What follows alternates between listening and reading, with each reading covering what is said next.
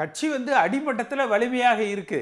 ஆனா அதை கட்டமைக்கிற பணியை வந்து முதல்ல செய்யணும். வெறுமனே வந்து பொதுக்கூட்டம் போறதுனால வந்து சுற்றுப்பயணம் போறதுனால அந்த முடிவுகள் எதுவும் பெருசா மாறிடாது.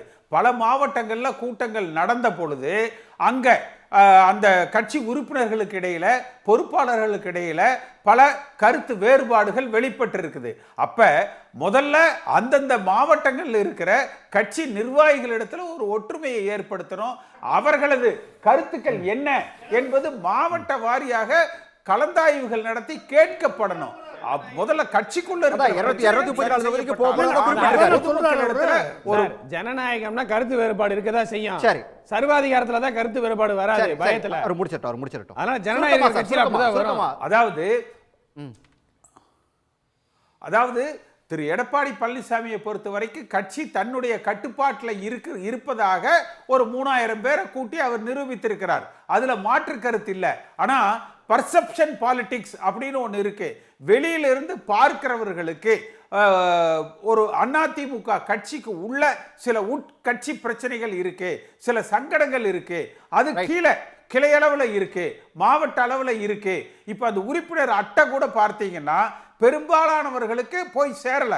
அம்மா காலத்துல ஆன்லைன்ல கொடுத்தாங்க. ஆனால் இன்றைக்கு திரு எடப்பாடி மீட்டிங் நடத்தி கட்சியில ஏதோ ஆன்லைன்ல சொல்லி கையூட்ட வாங்கி பேசுறதுல நிறைய பேர் இருக்காங்க. இப்ப நான் மட்டும் தான் அந்த மாதிரி நிறைய ஓடுது. களத்தில் என்ன இருக்கு, கட்சியில என்ன நடக்குங்கிற உண்மையை பேச துணிவு யாருக்குமே கிடையாது. அம்மா காலத்துல உண்மையை பேசி களம் காணுவோம்னா அதுக்கான துணிவு யாருக்கிட்டுமே கிடையாது. தேவையில்லாத அவதூறு, தேவையில்லாத கற்பனைகள். அப்புறம் நீங்க பேசுங்க. இல்ல ராஜா, நான் முடிச்சிடுறேன், அப்புறம் சத்யன் பேசட்டும்.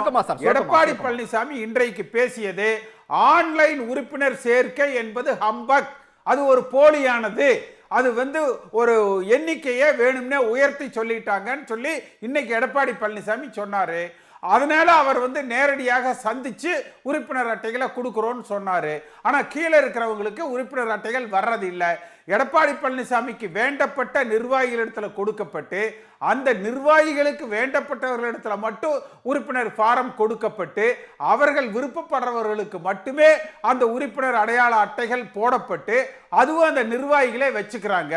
அப்ப அம்மா காலத்துல 10 லட்சம் உறுப்பினர்களாக புரட்சி தலைவர் காலத்துல இருந்தது 1.5 கோடி உறுப்பினர்களாக உயர்த்தினாங்க. அது ஆன்லைன்ல அவர்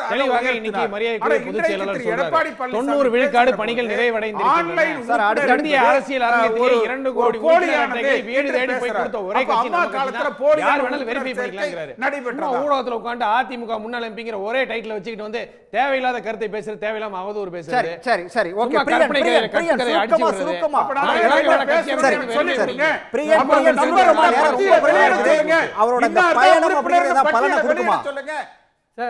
அடிப்படையா ஒரே இன்னார்தான் உறுப்பினர் பட்டியலை வெளியிட சொல்லுங்க. இன்னைக்கு பேசின யார் உறுப்பினர் பட்டியலை வெளியிட சொல்லுங்க.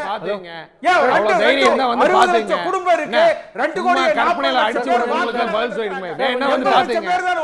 வேணா வந்து பாத்துங்க. ஏன் மிச்சம் 1 கோடி 60 லட்சம் பேர் ஓட்டு போடல? உடனுக்குடன் செய்திகளை தெரிந்து கொள்ள சன் நியூஸ் பெல் ஐகானை கிளிக் பண்ணுங்க.